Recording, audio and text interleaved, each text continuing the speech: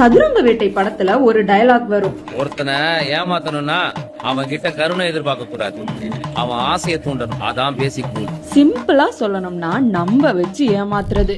இந்த வித்தையில தமிழக முதல்வர் ஸ்டாலின் ஜகஜால கில்லாடி.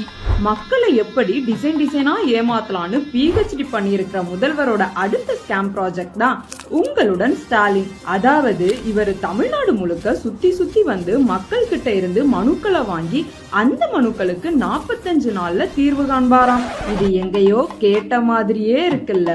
2021 சட்டமன்ற தேர்தலுக்கு முன்னாடி உங்கள் தொகுதியில் ஸ்டாலின் என்ற முன்னெடுப்பு மூலமா பொதுமக்களான உங்ககிட்ட இருந்து வாங்கின மனுக்களுக்கு 100 நாட்கள்ல தீர்வு காண்பேன், நடவடிக்கை எடுப்பேன்னு உறுதியளிச்சிருந்தேன். ஆனா 4 வருஷம் ஆச்சு. அந்த மனுக்களுக்கு தீர்வு காண்பார்னு பார்த்தா கோட்டையெல்லாம் அழிங்க நான் முதல்ல இருந்து ஆரம்பிக்கிறேன்னு புதுசா ஒரு திட்டத்தை ஆரம்பிச்சிருக்காரு.